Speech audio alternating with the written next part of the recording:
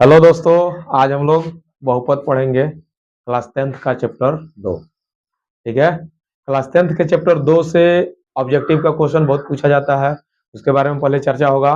उसके बाद सब्जेक्टिव में क्या क्या पूछा जाता है उसके बारे में चर्चा होगा। क्लास 10th चैप्टर 2 बहुपद याद रहे। ठीक है। चैप्टर 2 क्लास 10th बहुपद है। अब बोर्ड के एग्जाम में इससे ऑब्जेक्टिव क्वेश्चन क्या पूछा जाता है इसको सबसे पहले हम लोग समझेंगे। ठीक है। उसके बाद बुक में जो क्वेश्चन दिया उसको सॉल्व करेंगे। ठीक है। उसके बाद सब्जेक्टिव की तरफ जाएंगे। सबसे पहले हम लोग ऑब्जेक्टिव समझते हैं। आइए, बहुपद। बहुपद में दो तरह की बातें सबसे पहले समझ समझ में सबको आना चाहिए कि आखिर बहुपद कहते किसे हैं। ठीक है। तो दो तरह की संख्या जब मिलती है, एक चर और दूसरा अचर। एक चर और दूसरा अचर, जब दो तरह की संख्याएं जब मिलती है तो बहुपद का निर्माण होता है। ठीक है। तो चर और अचर जब मिलता है तो उसको क्या कहते हैं?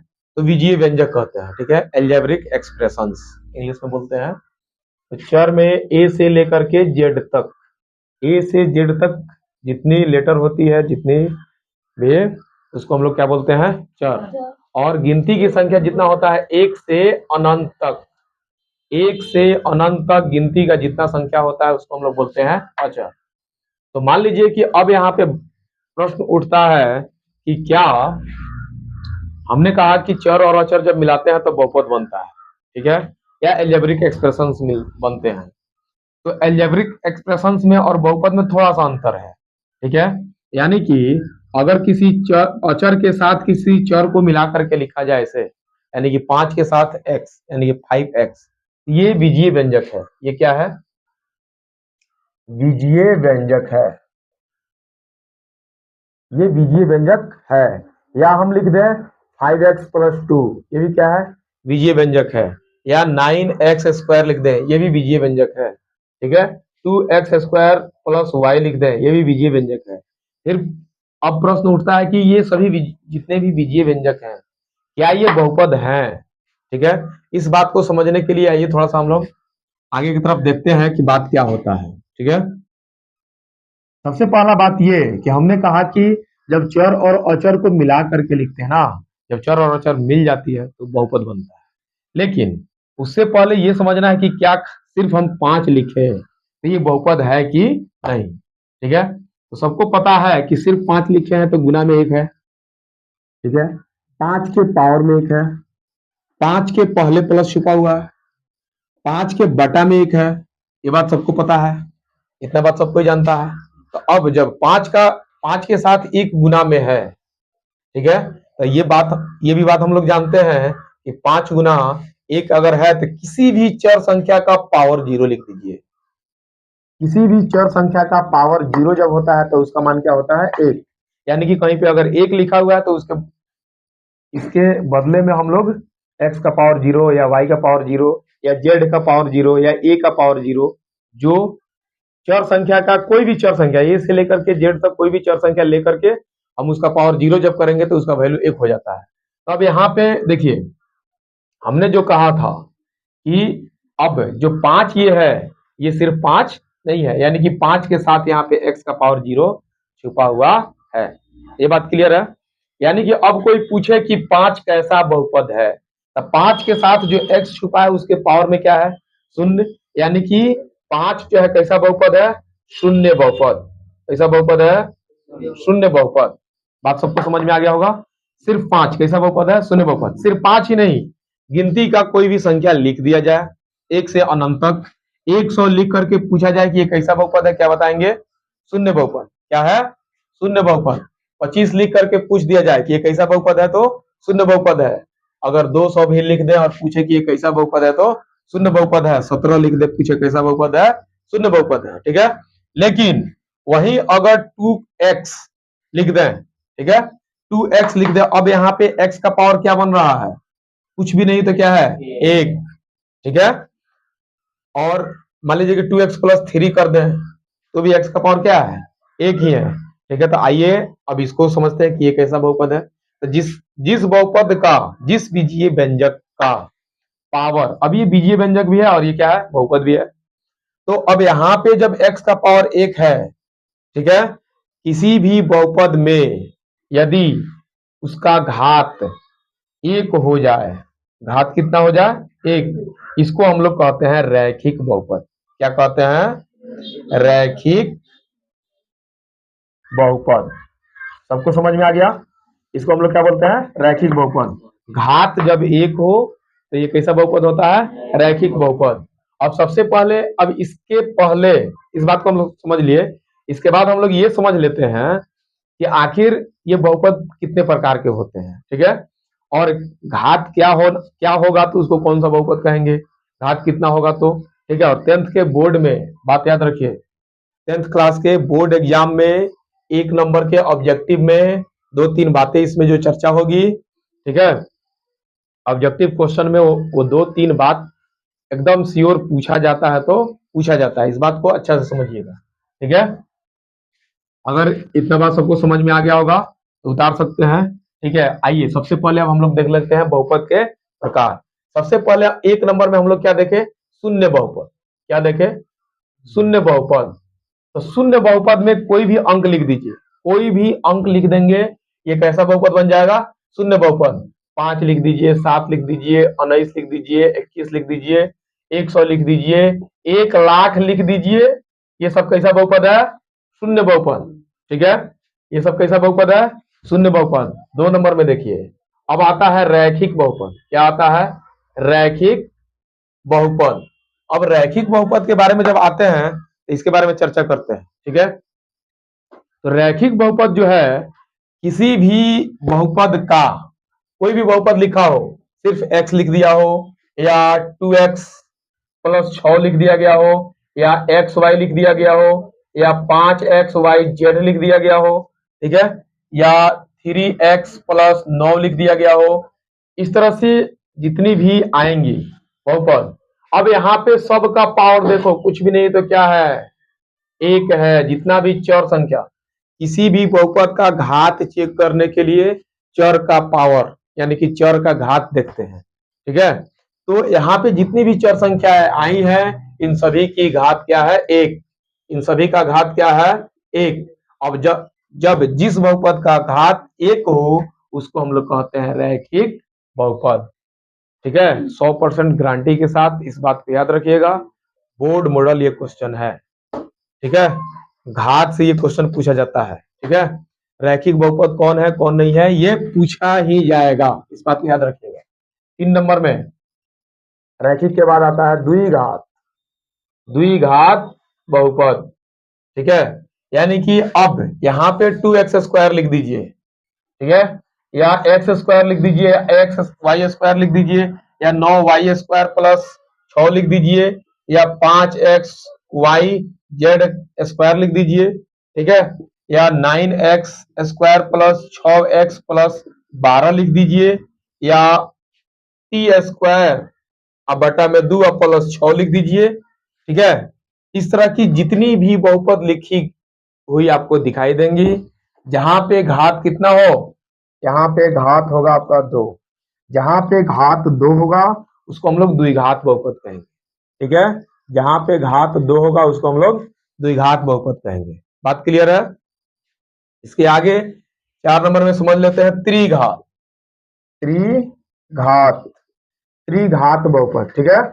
तो त्रिघात बहुपद में x क्यों लिख दिया जाए, या y क्यों लिख दिया जाए, या x y z का पावर 3 लिख दिया जाए, ठीक है, या 9x Q plus 6y² plus 12 लिख दिया जाए, या x क्यू बटा 7 प्लस 9 लिख दिया जाए, या यहाँ पे दे दे 5x cube plus 6x² plus 9y plus 8, कितना भी बड़ा से बड़ा लिख दे, इसमें सबके चर का घात देखेंगे। इसमें चर का घात क्या है? 3 है। यहाँ पे चर का घात क्या है? 3 है।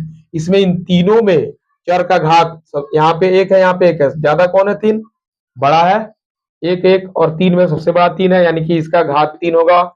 यहाँ पे देखो, यहाँ से यहाँ तक एक बहुपद लिखे हैं, x का पावर यहाँ पे 3 है, यहाँ पे 2 है, इसमें तो चर ही नहीं है। हमेशा चर का पावर चेक किया जाता है, तो यहाँ पे चर का पावर 3 है, यहाँ पे 2 है, 3 और 2 में 3 बड़ा है, यानी कि घात 3 होगा। यहाँ पे देखिए x बटा 7 बटा प्लस 9 है, यहाँ पे चर का पावर क्या है, 3 है, तो चर का पावर 3 है, तो इसका भी घात 3 होगा। यहाँ पे देखिए x cube 5x cube plus 6x² plus y 9y plus 8। अब यहाँ पे तीनों पे चेक करो, 1 2 3, 3 में सबसे बड़ा 3 है, यानी कि इस बहुपद का भी घात क्या होगा, 3। यानी कि इन सभी में हमने घात चेक किया, सबका घात कितना आया, 3। यानी कि जिस बहुपद का घात 3 आएगा वो कैसा बहुपद होगा, त्रिघात बहुपद होगा। ठीक है, 10th क्लास के बोर्ड के एग्जाम में इससे आगे पूछने की कोई जरूरत नहीं होती है, फिर भी पूछेगा।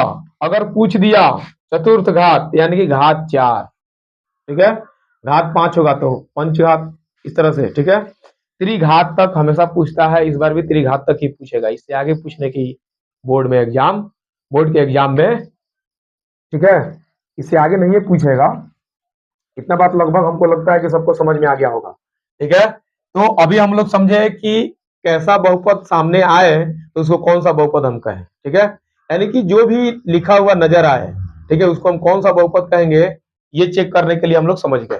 ठीक है, अब आगे आते हैं कि किसी बहुपद का घात क्या होता है, घात कैसे निकाले ना, घात को हम कैसे समझे कि घात, किस बहुपद का घात क्या है। ठीक है, यहाँ पे तो समझ में किए हैं थोड़ा बहुत, लेकिन यहाँ पे देख लेते हैं। मान लीजिए कि 1 नंबर में हम लिख दिया 2x प्लस 6, 2 नंबर में लिख दिए 5x cube plus 9xyz plus 6x²। ठीक है, 3 नंबर में लिख दिए 9xyz plus 3x² plus 8x Q.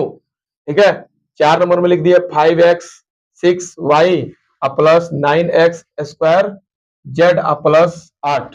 ठीक है, इस तरह से हमने 3 4 बहुपद लिख दिए। अब इसमें हम चेक करने जाते हैं कि घात, इसका घात क्या होगा। ठीक है, इसमें भी देखते हैं कि घात क्या होगा। ठीक है, यहाँ भी चेक करते हैं कि घात किसको कहेंगे, और यहाँ भी चेक करते हैं कि घात किसको कहेंगे। बात क्लियर है, सबको समझ में आ रहा है। अब देखिए, इसमें जब आ रहे हैं तो हमने कहा है कि जब भी घात चेक करना हो तो हम किसका पावर देखते हैं, चर का पावर। ठीक है, तो चर संख्या इसमें x है, x का घात यहाँ पे कुछ भी नहीं दिखाई दे रहा है, तो कुछ भी नहीं है तो क्या है, 1। चर का पावर कुछ भी नहीं था, क्या है, 1, तो इसका घात क्या हो जाएगा, 1। अब इसमें आते हैं, इसमें तो चर एकदम भरा हुआ है, अब समझ में नहीं आ रहा है कि कहाँ चेक करें, सबको चेक करो। यहाँ पे 3 है, यहाँ पे x का पावर कुछ भी नहीं तो क्या है, 1 है, यहाँ पे y का पावर 1 है, यहाँ पे z का पावर 1 है, और यहाँ पे x का पावर 2 है। तो 2 में 1 में 1 में 1 में और 3 में सबसे बड़ा कौन है, सबसे ज्यादा मान किसका है, 3 का, तो घात क्या हो जाएगा, 3। ठीक है, यहाँ पे आइए, यहाँ पे देखते हैं कि एक्स वाई जेड है, कुछ भी नहीं तो 1 1 है, यहाँ पे 2 है, यहाँ पे 3 है, यहाँ भी घात कितना हो जाएगा, 3। यहाँ पे आइए, एक्स का पावर 6 है, यहाँ पे 1 है, यहाँ पे 2 है, यहाँ पे 1, जेड का पावर 1 है ना, यानी कि 1 2 1 6 में सबसे बड़ा कौन, 6, यानी कि घात क्या हो जाएगा मेरा, 6। एकदम श्योर रहिए, घात से क्वेश्चन पूछा जाता है, ऑब्जेक्टिव के क्वेश्चन में 1 नंबर में ये पूछा जाएगा, 1 2 सवाल इस पर जरूर पूछेगा। ठीक है, इसके बाद आते हम लोग समझ लेते हैं टर्म, यानी कि पद निकालना।